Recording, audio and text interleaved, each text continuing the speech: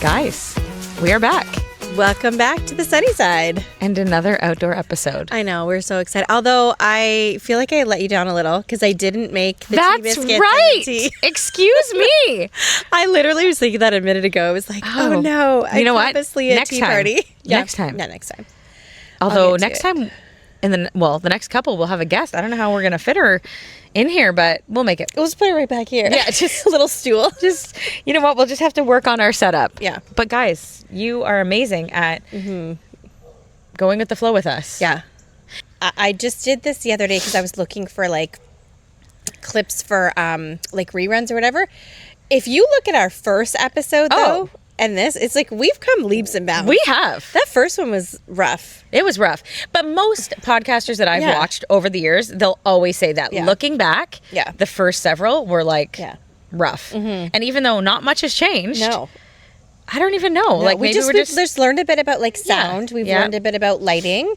And I think we've just got more comfortable doing it. But I was looking back at the first one like, wow, and we were so proud of that. And it's really like dark and like dark and dingy. Camera. I think it's like the camera's crooked. And we were so excited about those ones. Yes, we were. If we could only go back. I know. So. Anyways, here we are, guys. Bear with me. My allergies are so bad today. Yeah, they are. And so, you know, if you see me like rubbing my snot all over my hand. Yeah.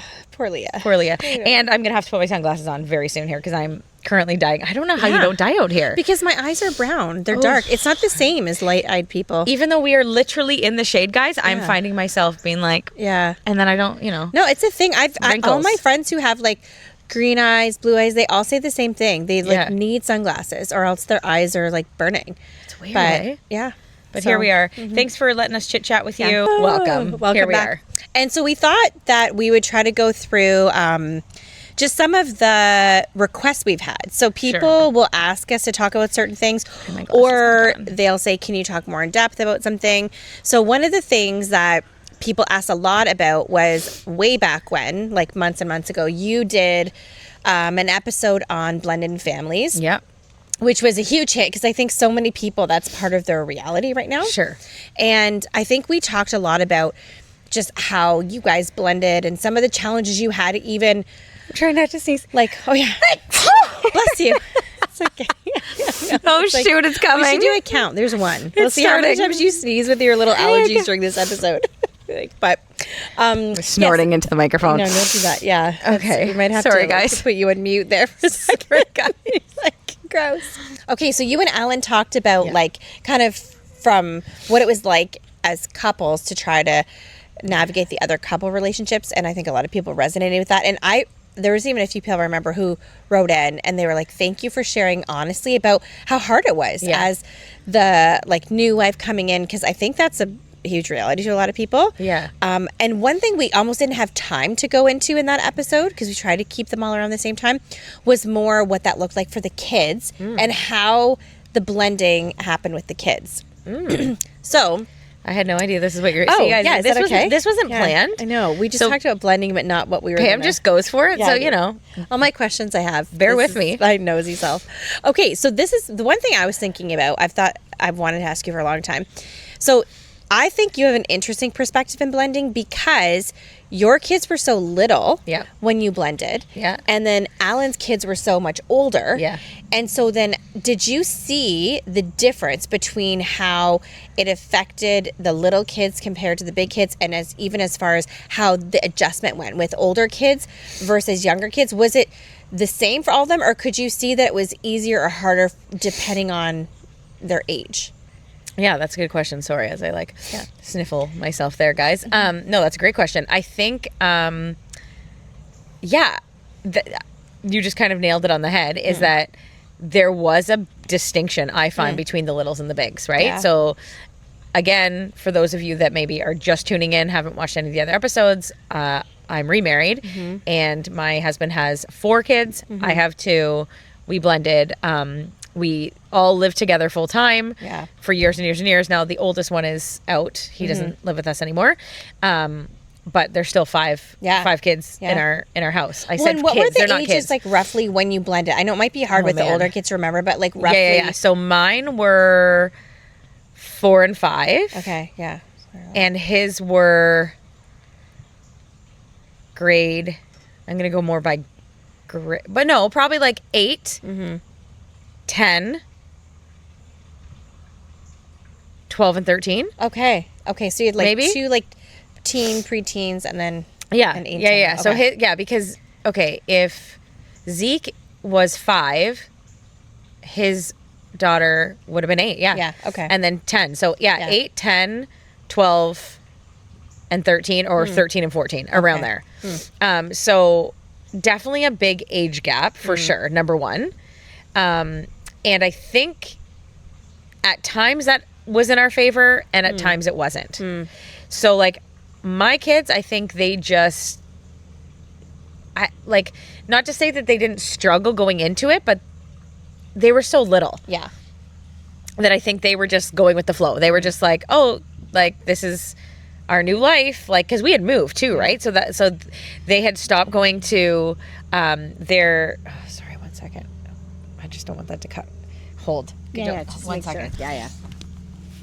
And it gives me a second to snot. Why is this like happening today? Okay. Sorry, so sorry. Yeah, it's okay.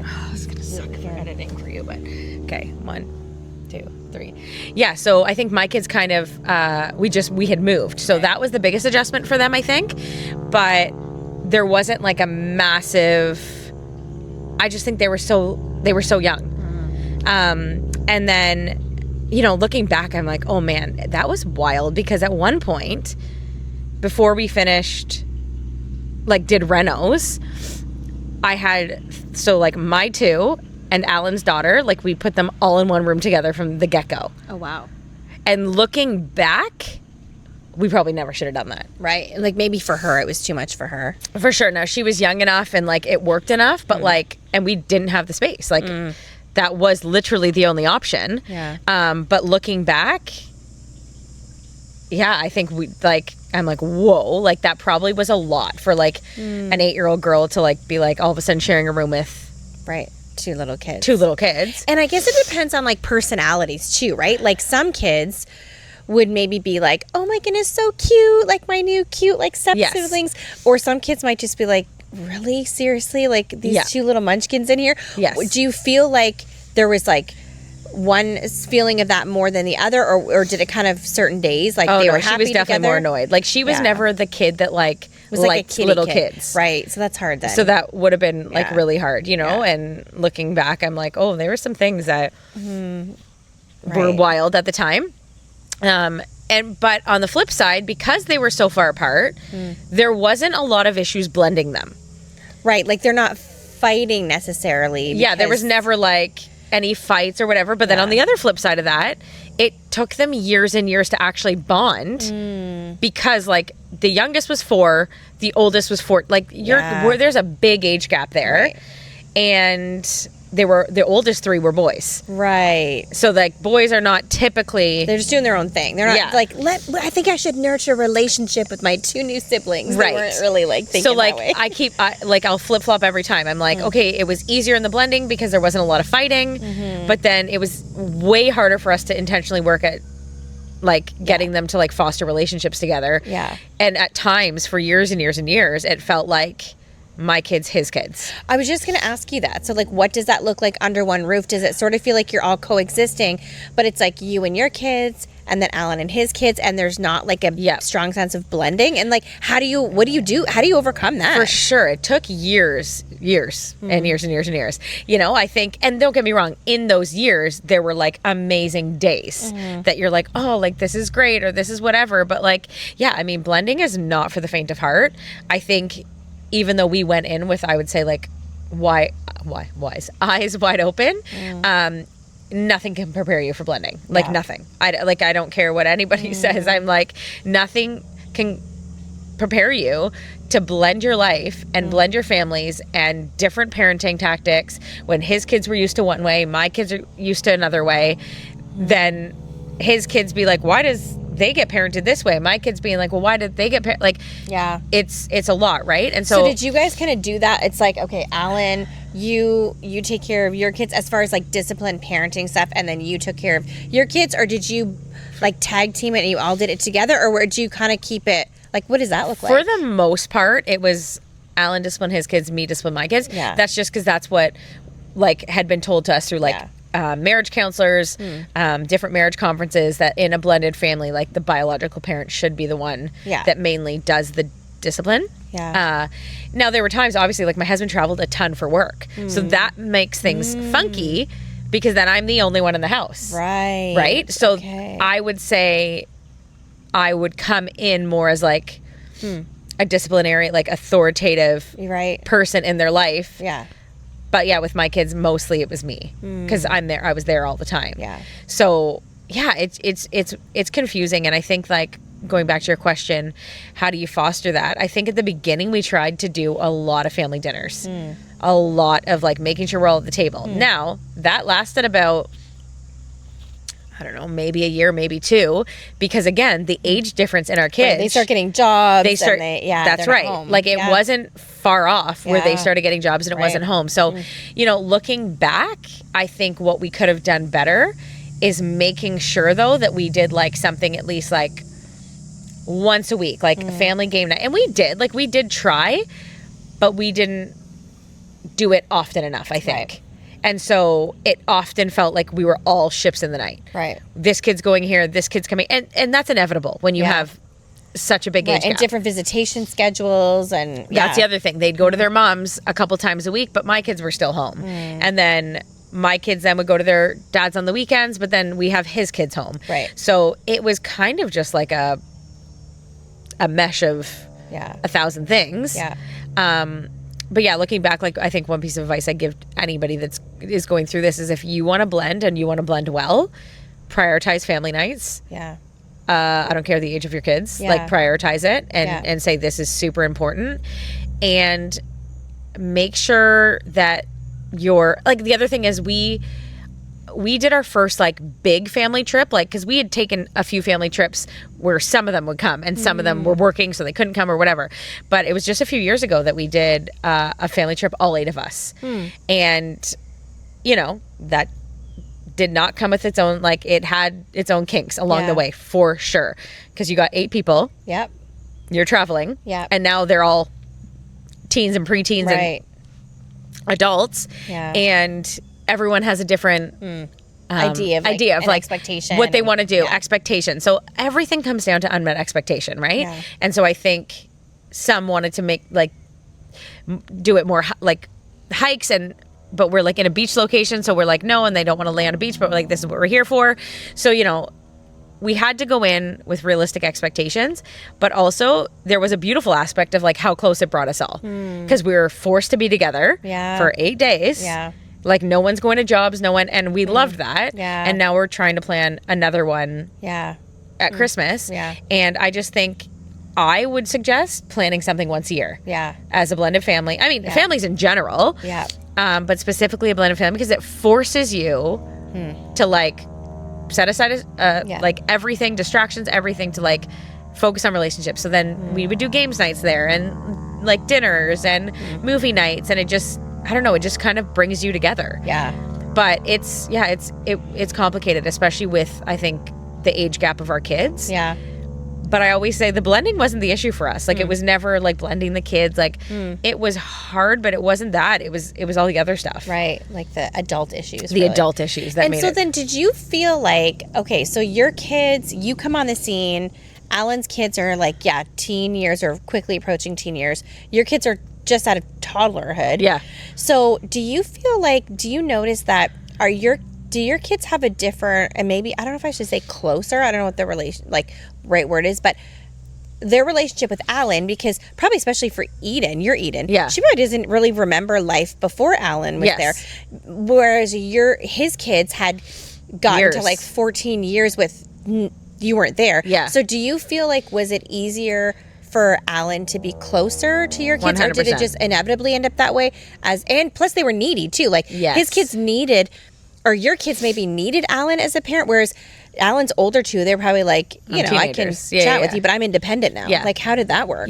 I think I always say to Alan, like, man, you got the easier end of the stick, because my kids just like came in, were like, and you know, Eden was always being like, I love Alan, when like I have videos of her just crying and crying when he'd have to leave for a business trip.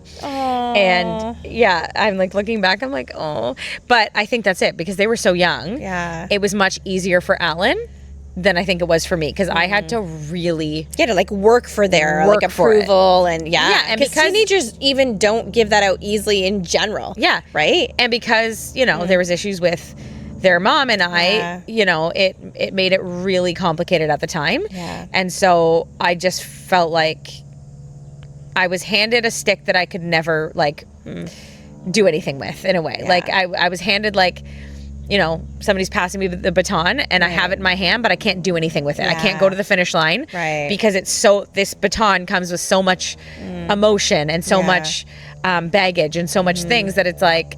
And is it like loyalty, you think? Like did they almost feel like if they allow themselves to get close to you, maybe that's being disloyal to their mom? Not that their mom would say that, but do you feel like did the kids kind of put that on themselves? Like probably, yeah. Like I would assume. Again, I don't know because I'm not a kid in that situation, but I'm assuming it would be a little bit of loyalty, and maybe just even, I don't know, a sense of like you're not my mom, and so like and you're not, and I'm not, and that's why I think it was always a hard balance for me because I always felt like I want to give my all, like I'm always like an all-in type of person, but if I wasn't feeling reciprocated, everything I had read and watched and like heard in counseling was like you almost let them come to you because like you can't force like yourself push on them, but then I look back and I'm like I think I wish that I would have pushed a little harder to be like okay, but let's try to like get there just because I think that they almost needed the push. Right. So I think it depends on personality. I think it depends on the kid. There's probably no one size fits all. Like you can read a book on blending and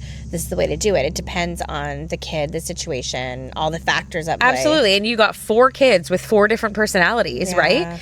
And I was thrown in the teenage years. Yeah. So like I have little kids. Right. You're I've like, never whoa. raised teenagers. That's so true. And I was like just getting out of toddlerhood and now I'm raising teenagers. I'm like most people get to gradually get there. Yeah. Where I was like, oh man, I was definitely I was thrown in into the deep end. Yeah. Like well, and especially too, like I think it would be hard because I feel like by and large, I know some marriages not like this, but like women kind of like run the household. Like you set up the structures, the systems, how we're going to do things. And if Alan, because also it's not like Alan had his kids on the weekend. Sure. And so they had that he had his kids full time. So they already had this structure set in place that probably I mean, I shouldn't put words in Alan's mouth, but you can let us know. Yeah. Like men typically are maybe a little more lackadaisical. For sure. So then when you came in the scene, did it feel like when you're trying to like set up the household where his kids like, whoa, what is this? Yeah. Oh yeah. Like 100% because I think it is true. Like this, like even from like a biblical foundation, like women are created to be nurturers. Yeah. And to, you know, like be homemakers. Like I'm not saying you have to stay home. No. I just mean you make the house a home. Yeah, you make the house a home. And so, you know, men are providers. Yeah. And they go out and work. Yeah. So you have a single dad that's raising 4 kids, but is also trying to provide for 4 kids while going through a gruesome, nasty divorce. And trying to like, so I think even for Alan, he did the best he could. His head was, again, he was in the deep end swimming with no life preserver. Like he, you know what I mean? Like he was hanging on by a thread. I'm sure he did an amazing job for what he had. But no, I came in and I'm again very structured, very different, and so I think they were like, what do you mean? Like I came in with like a chore chart, like week 1. Right? They're like chores. Oh no! They were like, wait, what? It's like. What happened here? There was a lot of pushback. So did you kind of feel like you got put in that like evil stepmother trope of 100%. Like, you're like, great. But you know what? It's funny. If anyone can handle it, it's me. Because I'm like, oh, you think I'm an evil stepmom? That's fine. That's on you. Like pick up the broom. Let's get going. Yeah. Like, and again, I'm like, I feel like an easy person. Yeah. I'm like, if you like come into my life and like you're respectful and you show honor where honor's due. Right. I am like, I will bend over backwards for you. Yeah. Even without that, but like that will go a long way with me. And so, and you're fun. Like I feel like they could have had fun. Yeah, but I just wonder that or was it too hard to have fun with you because they were like so resistant to the we definitely had fun. And I mean there were times where I think they thought like a little bit older as his boys got older that we'd be out in public and they'd think I was like their girlfriend, not of the course. stepmom, Yeah, which was totally. funny. There was a few certain events where I was like, they think I'm your girlfriend. They do not hilarious. think I'm your stepmom. Yeah. You know, and Alan wasn't there for these specific events. And so, because I dress, I think young. Yeah, you do. I don't And you dress look older. young. Yeah. And we're talking like 10 years ago when I looked even younger. Yeah. So yeah, there was moments like that, but I think, you know, they became to appreciate my chores and my thing, because I'm like, listen, I am trying to raise you guys to be independent and husbands one day. Yeah. And for, you know, Eden, like a wife one day. Hopefully this is all, you know, if they all get married, but like just to be independent in general. And with that comes responsibility that your dad probably was like not he's distracted with, but he didn't have like the time, like he's providing, so I'm like, I'm coming in, and there was a lot of pushback, you know, even to this day there's sometimes where things don't get done and I'm like, guys, literally your dad and I have been married 10 years coming up. What the heck? Like, this is 10 years. It should be ingrained in your heads.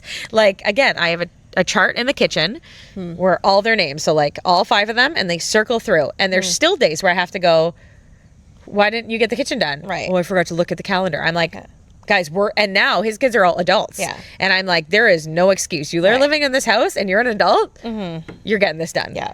Well, and I feel like that's true of like even biological kids. Kids are just notorious for like forgetting or getting out of their stuff. So that 100%. too is like, it's sweet because that's kind of just like a normal like interaction, right? Yeah. Of like, okay, these are the conversations you're having. Totally. And I do like going back to, if I were to give people any sort of advice, it's like create space for one-on-one time with all the kids. That's a good, and that would be hard with the amount of children. Yeah. you have, I mean, but- again, we had it all grandiose ideas. Was it always nailed out? No.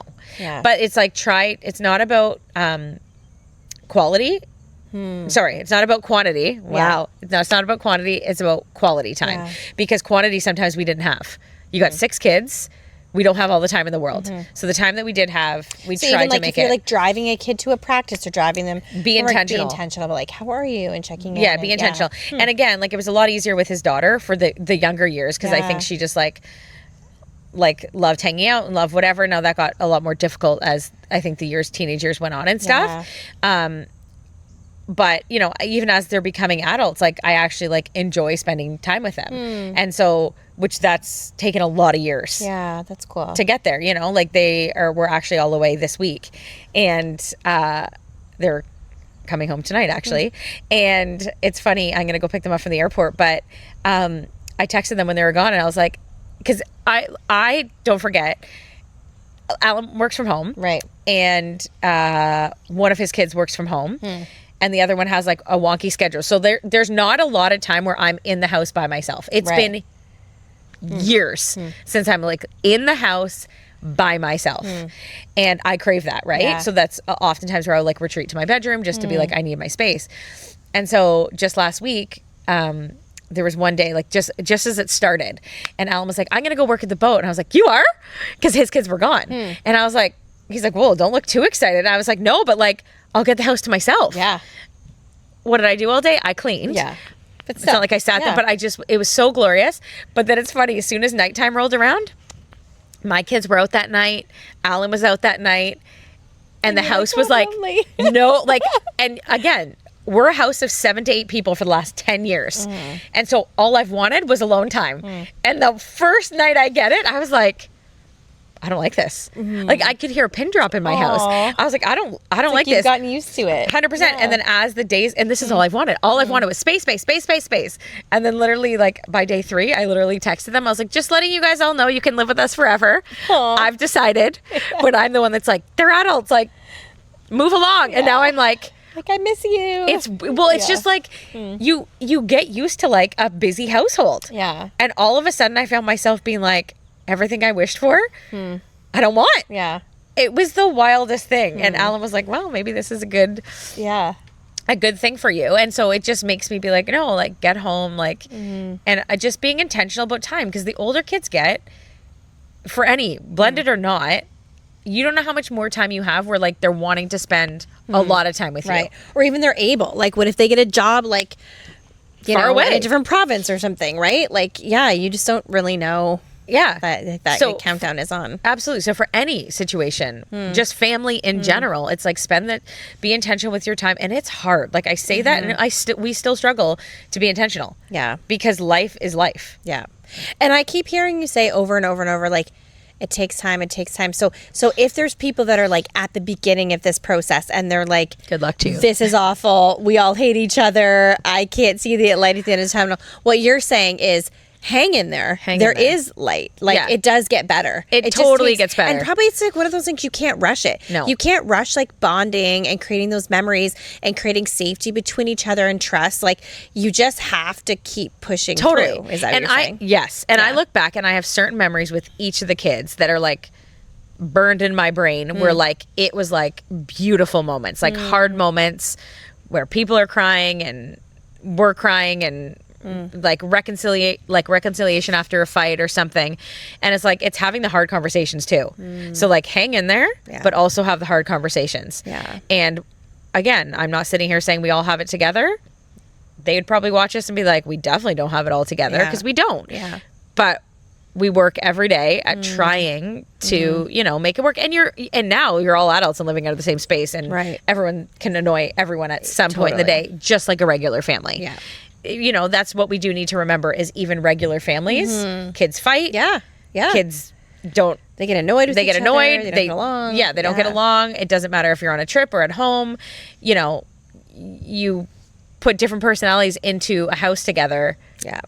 You're gonna have some issues. But yeah, the beginning is really tough. Hang in there. Or even if it seems to be going amazing, buckle up. Yeah. Buckle up. Well, and it's just remembering too, I think that's such a good point. You're saying like maybe in situations when things get hard, it might be easy to blame it on the blending, like to be thinking, oh, this blending, but it's like, well, no, this dynamic would have existed if these were all our biological kids. Like sometimes it's not the blending, it's just seasons of life. And different personalities, and it's not always just, and a lot of bodies. Like we were a big family, so anyone with a big family would come along with this. And obviously where it's different is how we handle each situation, right? Because Alan and I are very different, so that was very hard to navigate. Just how different our parenting styles are. And how did you come to like an agreement? Like what did that look like between the two of you? Alan, should I call him? Like we're still not there. Like Alan, that you're still not there. No chance. Oh, that's no so chance. Honest. Yeah. We're like we just came to the realization that we will always parent different. And like, it's funny because even the other day, one of Alan, like my kids are in grade 8 and 10 and they go to bed at 9:30. Yeah. 9:30. And my son that's early for the high schooler. Yep. And my son will sometimes be like, I'd like you to listen to this episode. I try to get him in bed by 11 and he's like, no, but I'm like, stop. Oh yeah. But he's a kid that needs a lot of sleep. So 11, I feel like is pushing it. Yeah, that's pushing it. I'm going to have a little talk with him.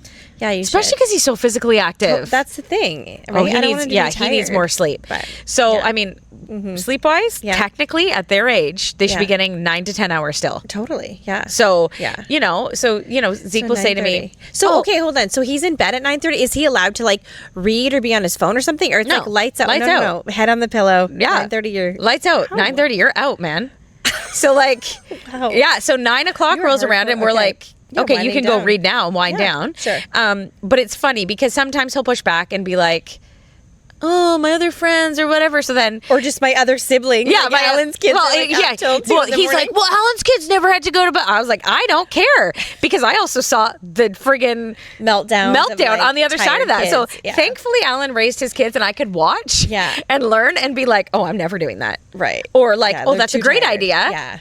I'm going to do that. Yeah. But I was able to see both sides to be like, a cheat code of it. Yeah. Like, no, not doing that. Okay, I'm going to do that. Yeah. And so even the other day, one of his sons was like, Zeke was like, oh, my mom's at, and he's like, I know that's really early. Like, you should probably let him stay up like a little bit later. He's like, but like almost Zeke, I wish that somebody would have pushed for that. Like it so he's maturing and seeing that like it. And then, so that's a cool thing too. Then you can, I guess it could go both ways. Like do the kids sometimes ever like gang up against you, or in times like that too, on the flip side, someone backs you up, where like it's hard to hear something from your mom, but maybe when Zeke like can hear it from like his older stepbrother, he's like, okay, like he might hear it a little easier. Sure. So then do you feel like there's that dynamic too, where sometimes absolutely, it's good, or do you feel like no, sometimes they're like all gang up on me? No, they like, never all gang up on me. I was they're too never. scared. Yeah, probably. They're like, no, we're not coming for that. Although the other day Zeke did say, "Mom, you're psycho," and I was like, really? I'm psycho because I don't want you to pay. Literally, it was over the fact that he wanted to go outside and play ball hockey in his like Uggs. And I was like, these are way too expensive for you to play. Go put on your Crocs or running shoes, buddy. Mom, you're so psycho. I was like, I feel like kids, this is a bit of a sidebar, but this is what we do. Yes. Like, I feel like kids that age, like Cole's age, Zeke's age, they use, I just said this to Cole the other day because he said something was stupid. And I was like, your generation, you use like really strong words in an inappropriate time where it's too much. And it's actually hurtful. Like maybe not amongst you all because you do it to each other, but us old people, like, we don't have the heart for it. Like, don't say that something I did was stupid or you're psycho. That's like, or psycho. Like, that is too harsh. Like, absolutely. you gotta like, just like, be a little more gentle. It's too much, but anyways, it's teenagers for sure. But anyways, so going back, Zeke was like, oh, but then on the flip side, last night, I'm trying to put him to bed and it was like 9:10. I was like, hey, like wrap it up.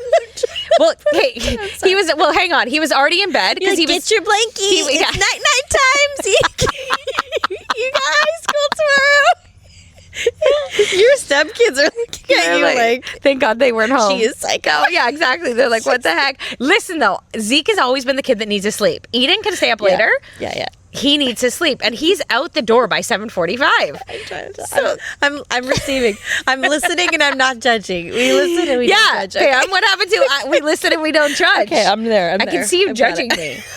Okay. I'm sorry. No, it's you know good. what? I'm going to judge your late bedtime and your kid not getting adequate sleep. Okay. What about that? Oh, I thought 11 was like, okay, 9:30. This is great. Okay. It's not always 9:30. Like there's nights like. Okay, go back. So it's night time. You're trying to tuck him in. Keep going. Oh my gosh. Literally, Wednesday nights, it's like 10:30. We're all on your side. We're going to like make a movement. # free Zeke. He's like, yes, Mom. Okay, you come to my house and try to wake that bugger up at like. Yes, that's true. I'm not there. Yeah. He's, anyways. So they typically like to go in their rooms by, I don't know, 8:45, 9, where like Zeke's either playing video games, Eden might be on her phone reading, Zeke might be reading, whatever. So last night he was in bed earlier. He just by fluke, he was in just bed. Tired. Yeah. And then so at like 9:15 I say, oh, get ready for bed. And he was like, no. And then he's like, actually, I'm so tired. Like, and he shut out the light. Good. At 9:15. Wow, there he goes. So, he needed it. And his body's just. Yeah, he's just tired. He's growing. No, it is true. I'm giving you a hard time, but you're right. All the reading I've ever, it's like you in these growing years, they need it. They need the sleep. For them to actually grow properly. Yeah.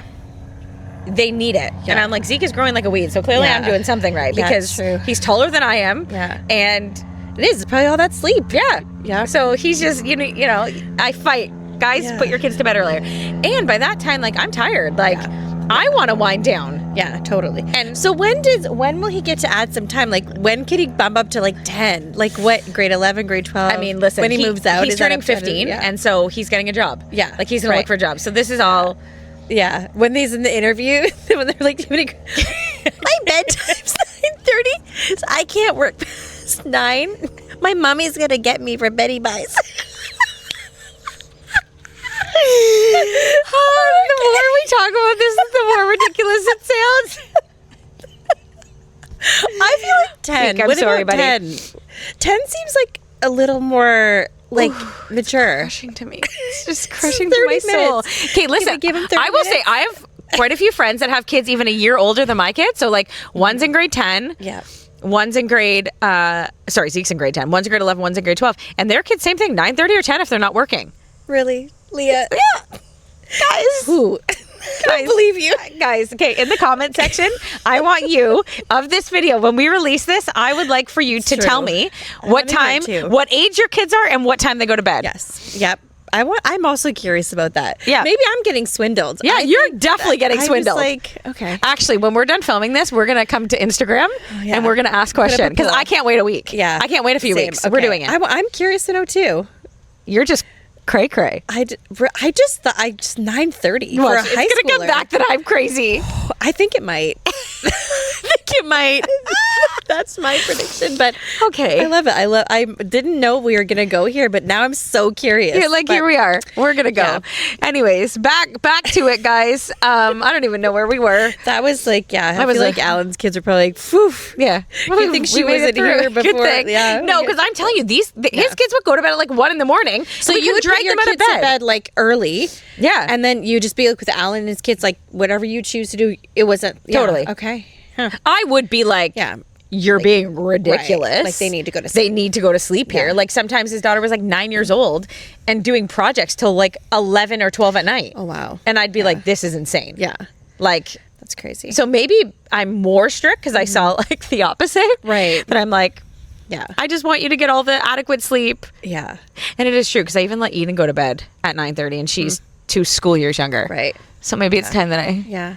Zeke, I've decided. Yeah. Today's the day. 10 o'clock, buddy. 10 o'clock. I would like credit for this. I Yeah. got you 30 minutes. It's true. But no, I think that is a thing because my son's the same in that he needs way more sleep than my daughter. Sure. Like she's kind of like she needs sleep too, but if she has a late night, she can can function. manage her emotions the next day. Yeah.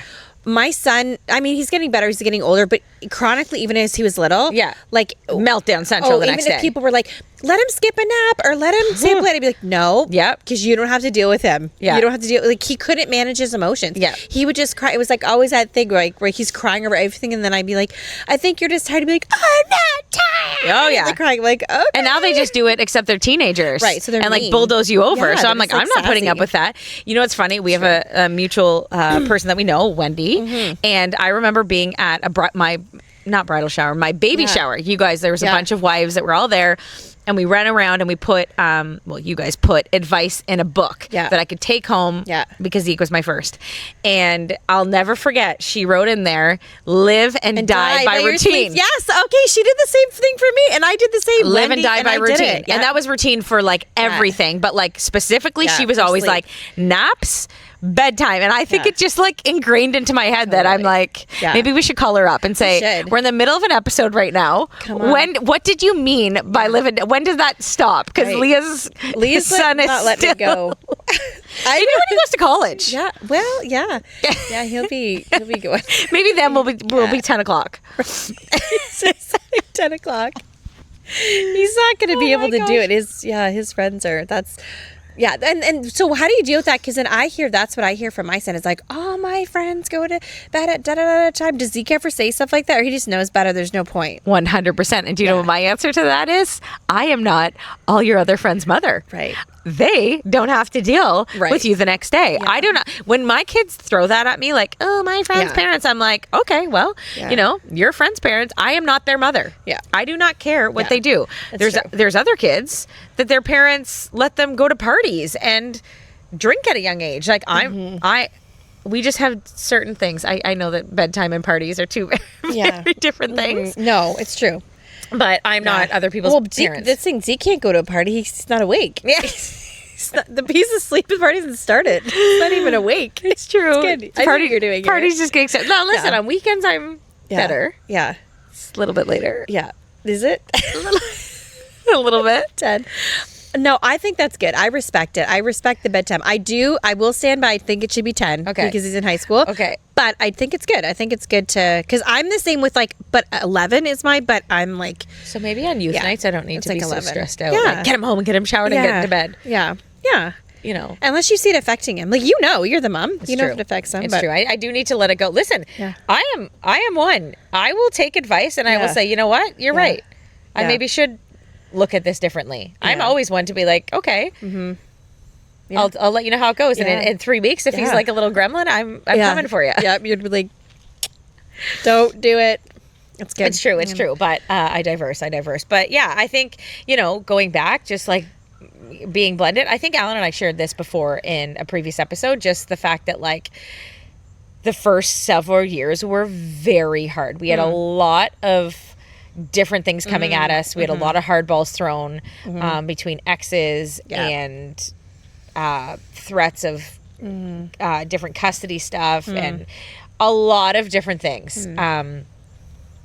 Some of it I won't get into, but it was hard. It was very, very hard. And had I left when I wanted to, like throw in the towel to be like, I am not made for this life of like remarriage and blending families. And Alan would say the same thing. Like, because did you think in your head like, oh, there's going to be this fresh start and this great life, and then you get into it and you're like, what on earth did I just? You feel like you've been bulldozed by like, and I feel like we had enough premarital counseling.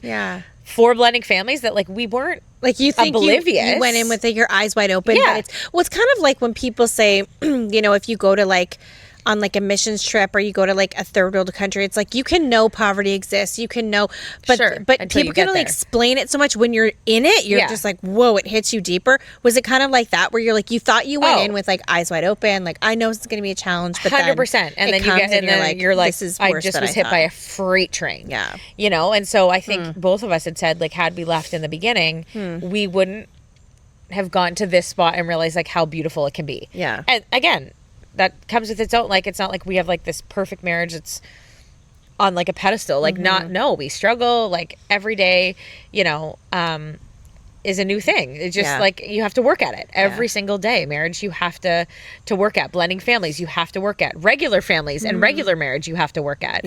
And so I think it's just one of those things like, don't throw in the towel. It's just like for relationship and marriages, I think far too many people throw in the towel when it's hard, when you could have continued to work on it a little bit longer.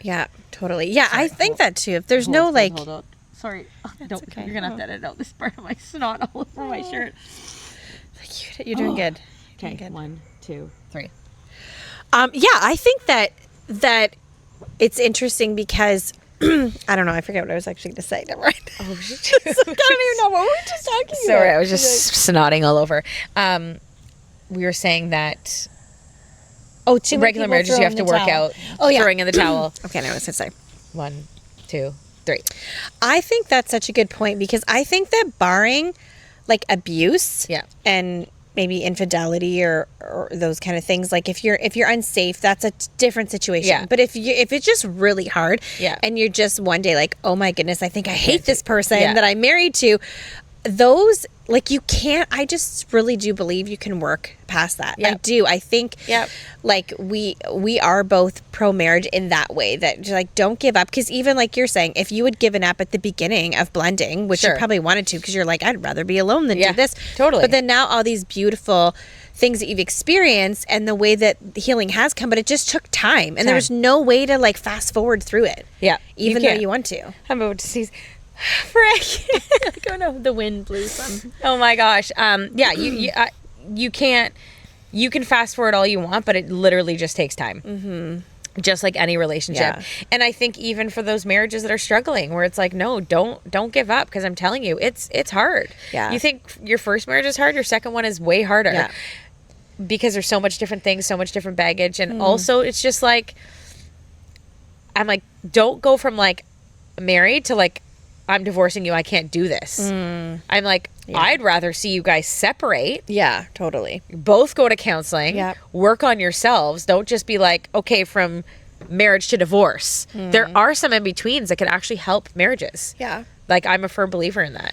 It's so true. And you're right. The illusion of like starting over it's just an illusion, because it's so hard and complex. You're not going to like meet this person and then have this glorious grand life. You can meet somebody, but that process of blending, it takes time. Like years and years and years. I read this thing the other day saying like just for marriages in general, but there's like different seasons to marriage. It's like the honeymoon bliss, and then it goes into like really getting to know each other, but getting annoyed at each other's quirks.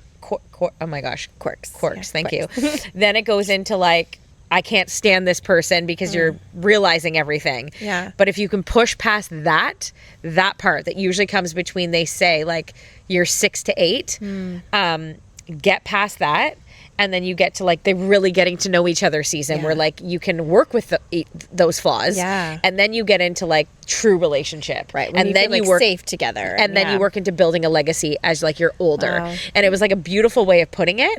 And I was like, this is awesome, because people often throw in the towel, or like in my case, in many cases, when you're in the thick of the little years, which are the hardest years. They say if you're gonna get divorced, never do it within the first 5 years of a kid's life, because that's the hardest years, when you're like diapers and tantrums and nap times and bedtimes and you know, all the different things. And so they say try to get past that and work through it. And I'm like, totally, I see it. Yeah. It's so hard. Because anything can be worked through within reason. Yeah. Obviously, for sure. Safety concerns, that's something different. But that aside, you know, that's not what we're talking here. It's like, just if you're fighting or not getting along or whatever, like it's not enough reason to be like, let's throw in the towel. And we're so fortunate to live in this time in history or whatever, where there is so many resources at your disposal. Like there's therapy, there's online therapy, books, podcasts, like you name it. If you really are open to working on yourself and bringing that into your marriage, you can do it. And things do work. Like I get so irritated when people are like, counseling's stupid, it doesn't work. And it's like, I just think like maybe you aren't going into it with the right mindset, or maybe not every counselor. Like if for some reason you feel that way, you're with the wrong person. Find somebody else. And find somebody else. That's the other thing. You think, oh, this one didn't work for me, then you try multiple. Yeah. It's taken me years and years and years to find a counselor I love. Yeah. Years. Yeah. Like there was ones that I would go to and I get something from, but like actually truly be like, whoa, this person is like been amazing. Yeah. Now. Yeah. I've been divorced for 13 years and remarried for 9, going on 10, because I was single. I was a single mom for 4 years. So that would make sense. Yeah. I'm like, I'm messing up my numbers here, but and it took me all these years, all these different counselors to finally find one I love. Yeah. And so it just takes time. Yeah. With anything, right? I think that's what we're getting to here is like, whether you're blended, whether you're just married, whether you're going through a divorce, and anything, it's time. Yeah. Right? Like, and it's not like that saying like time heals all wounds. I hate that, because I'm like, no, I don't think time heals all wounds. I think what you do with that time. Yeah. It's what you do with that time. Because if you're just stuck in a cycle in any of those things, you're never going to fully heal. Yeah.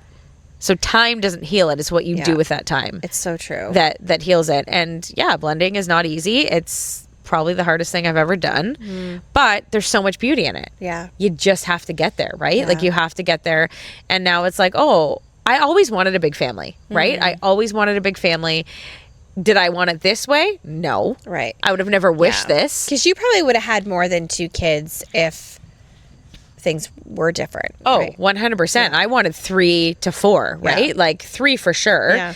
And that is something I'll always grieve. Like, right? Is not having that third, like biological kid that is siblings with my kid, with my kids. And I mean, you never know. Yeah. You could have a little surprise, baby. Surprise. But then you get into like half siblings. Yeah. And then I've always struggled, and I can't remember if I've ever said this on here, but because Alan used to want one, and I'm like, no, like I don't want to explain to my kids, oh, this kid gets to stay with me full time, but you have to go. And, like I never wanted that. So that was the reason truly why Alan and I never had kids. Interesting. That's a really good point. Because I was like, I never wanted to explain to my kids, especially when they were younger, because they were 4 and 5 when we first got married. Yeah. Oh, you got to go to dad's now, but this baby gets to stay with mom 100% of the time. And I've heard too, because I have friends who have had that situation, and they've even said, even for the child that you have together, then there's a grieving for them when their siblings go off, and then they don't have them for the weekend or whatever the arrangement is, and then that's hard too. So and a lot of people do it. Yeah, yeah. And if that's what they want, it's go just for another it. layer that you have to think about. Like, I just didn't want that for me. That's because you guys had enough going on, and we all already had 6 kids. Yeah, maybe if things were different, you know what I mean. So I just think, there's no one size fits all in marriage, in divorce, in co-parenting and blending families. It's not like one size fits all. No, it's trial and error. You have to try many different things. Stuff might work, stuff might not, and it's just Yeah, and a lot of prayer and surrounding yourselves with people that you can vent to. Yeah. And that you can like Yeah. take time with friends to be Yeah. like, oh my gosh, I'm gonna lose it or whatever. And yeah, surrounding yourself with people that will pray with you. I had so many friends that would be like, hey Leah, like I'm gonna pray for you because like you're literally gonna lose your mind. I was like, yeah, I you're gonna find me in like an asylum or something because I'm losing it here.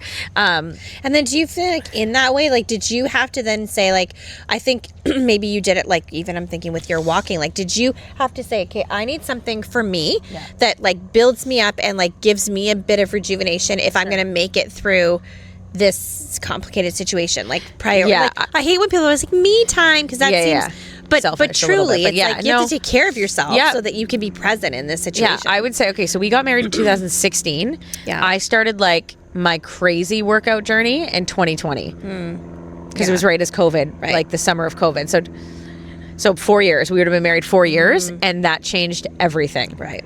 Everything, because it did give me like an outlet to like really calm. Yeah. Yeah. Because I run here for sure. Yeah. Like I run higher anxiety level, higher stress level. Excuse me. And so I needed that outlet. I needed to like burn energy, and whether it be at the gym, spinning, walking, like clear your head, clear my head, whatever it may be, and taking my alone time. Like it's funny because people are like, you love your friends, you're so social, and I am with the right people. Like with my people, I am extremely extroverted. Yeah. But by nature, I'm actually very introverted. I don't like small talk. I don't like big groups. And I retreat best alone unless you're like my person. And then I can like fill my cup that way. Yeah. But by nature, I'm more introverted, which people never would guess because I can pull it off. Yeah. I can go into a room, I can whatever. I don't like it. Yeah. Like I have to really, but that's also a skill that I've learned because life is all about learning skills. Yeah. And I try to teach us even to like Alan's kids sometimes, or like my kids. Like if you've got a kid that's more like quiet socially or whatever, it's like trying to teach them, no, anybody can overcome this. Yeah. I don't like it. You guys see me in a room and you're like, whoa, but I've had to work my butt off to get there. Yeah. It's just like a skill. Yeah. You know what I mean? True. Yeah. You have like, what's your natural propensity? Like maybe your natural propensity is to be like shy and introverted, but you're right. You can learn to be just the same as if your natural propensity is to be outgoing and maybe you can be on the side of like obnoxious. You dominate a situation and people get frustrated with you. You can learn to like restrain yourself a bit and not be like the center of attention. Right. Your natural propensity is one thing. Your learned skill is a totally separate thing that you have full control over. Yeah, and it is a learned skill, and you know it's brought me to like, because I am so like introverted with people I don't know.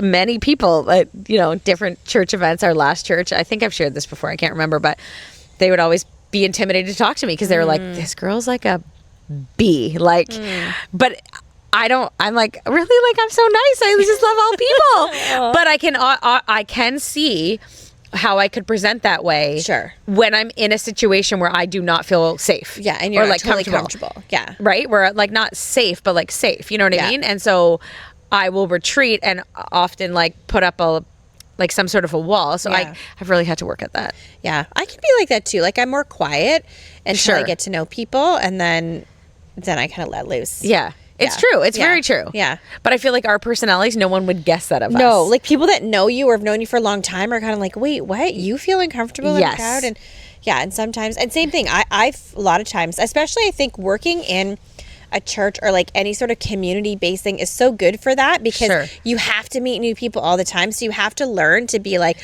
okay, I'm just going to like fake my confidence. I can do this. It's great. And and you kind of push, and then it becomes easier. So, or then you leave the conversation, and I second guess everything that just came out of my mouth. Oh, totally. I was like, did I really just say that? No. Oh my gosh, I was fumbling over my words because I was talking too much or talking too fast and whatever, right? But I do find like the thing I struggle with. This is like such a side tangent, but when I'm feeling that, like a little nervous or uncomfortable, and then I'm trying to force myself to be social, sometimes, you know how it's like the first pancake you make sometimes is like or the first crepe you got thrown out? Yeah. I feel like the first thing out of my mouth, it's not good. Right. And then not like inappropriate. It's weird. Right. And my kids will be like, "What?" And even myself, I've been there for this, so yes. it comes out, and I'm just like, "No, why?"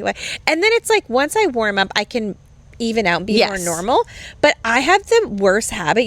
I will blurt out something that is so like cringeworthy, I guess is you're like the grilled cheese sandwich that you turned up the heat a little too high. Oh, yeah. And it's like burnt on the bottom, but then the other side is perfection. Totally. You just like, it just takes me a minute where I feel like we went to this like newer church that a couple weeks ago my daughter wanted to go to because she has friends over there, and I think I was just feeling nervous because it's like new, I don't know anybody and whatever, and some of her friends came up and I said a couple awkward things, and I could see just she looked at me and I was like, oh shoot, and then she was just like, ha.